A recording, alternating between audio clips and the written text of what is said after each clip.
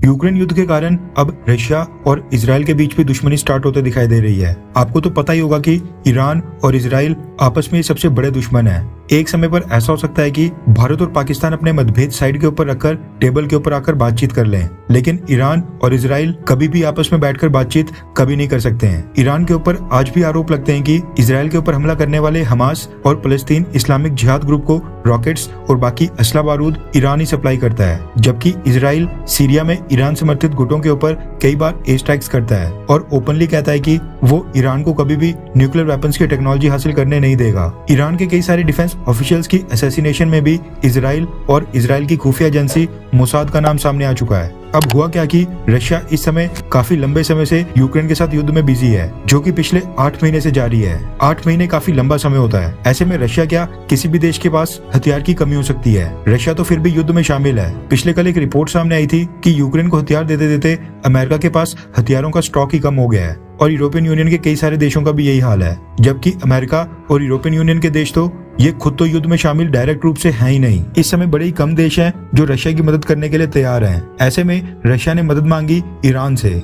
Iran की सरकार ने पब्लिकली इस बात को कबूल करने से तो पूरी तरह इनकार कर दिया है, लेकिन रिपोर्ट्स निकल कर आ रही हैं कि ईरान ने रशिया को कई सारे कामिकाजी ड्रोन्स और सरफेस टू सरफेस और बैलिस्टिक मिसाइल सप्लाई किए हैं। लेकिन दूसरी तरफ इजराइल ने अब तक यूक्रेन को कोई भी हथियार सप्लाई नहीं किए थे। हालांकि यूक्रेन इजराइल से Iron Dome missile defence system की मांग काफी लंबे समय से कर रहा है, लेकिन जैसे ये रिपोर्ट सामने आई कि ईरान रशिया को हथियार सप्लाई कर रहा है, उसके बाद से ही इजराइल के कई सारे लीडर्स, वहाँ की कई सारी पॉलिटिकल पार्टीज सरकार से मांग कर रही है कि क्योंकि ईरान रशिया की मदद कर रहा है, इसलिए इजराइल भी अब यूक्रेन को हथियार सप्लाई करे। ये मांग अब इजराइल में बहुत ही तेजी से उठ रही है और आपको तो पता ही है कि इजराइल में सरकार कितनी कम सीटों की मार्जिन से जीती है।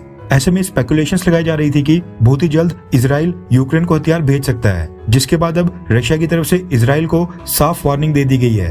रेफरेंस के लिए आपकी स्क्रीन के ऊपर एनाडोलू न्यूज एजेंसी के आर्टिकल का स्क्रीनशॉट है, जिसके मुताबिक रशिया के पिछले प्रेसिडेंट दमित्री मेदवेदेव ने इजराइल को वार्निंग दी है कि अगर इजराइल ने यूक्रेन को हथियार सप्लाई किए तो फिर रशिया और इजराइल के संबंध आपस में खराब हो जाएंगे। दमित्री मेदवेदेव रशिया के प्रेसिडेंट और रशिया के प्राइम मिनिस्टर रह चुके हैं और उनको प्रेसिडेंट व्लादिमीर पुतिन का बहुत ही करीबी माना जाता है। उन्होंने पिछले कल कहा है कि हमें ये लग रहा है कि इजराइल यूक्रेन में कीव रजीम को हथियार सप्लाई करने जा रहा है। रिपोर्ट्स के मुताबिक इजराइल की तरफ से यूनिफॉर्म्स और बैनर्स के ऊपर नाजी सिंबल बने होंगे जो नाजी जर्मनी के आइडिया को डिफेंड करते हैं। ये बहुत ही गलत स्टेप होगा और इजराइल और रशिया के बीच जो इंटरस्टेट रिलेशंस हैं उसके लिए विनाशकारी साबित होगा। रिपोर्ट्स निकल कर आई थी कि इजराइल यूक्रेन को Iron Dome missile defence system provide कर सकता है, जो बहुत ही एडवांस्ड और better tested missile defence system है।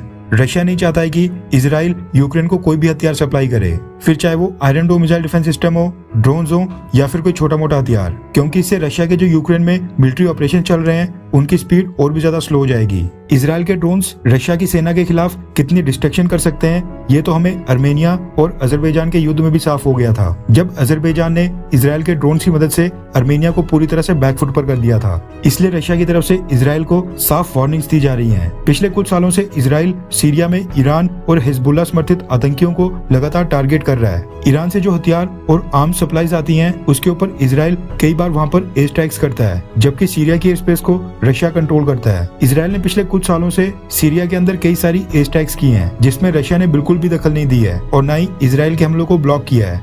अगर इजराइल ने यूक्रेन को हथियार सप्लाई किए, कोई मिसाइल डिफेंस सिस्टम या फिर ड्रोन्स दिए, तो रशिया सीरिया के अंदर इजराइल की एंट्री पूरी तरह से रोक सकता है। अब देखना ही होगा कि क्या इजराइल ये रिस्क उठाकर यूक्रेन को कोई हथियार सप्लाई करता है या फिर नहीं। खैर, आपको क्या लगता है कि अगर रशिया यूक्रेन युद्ध में इस्तेमाल करने के लिए भारत से हथियार मांगे तो क्या भारत को रशिया को हथियार देने चाहिए, हाँ या फिर ना? नीचे कमेंट करके अपनी राय जरूर बताएं।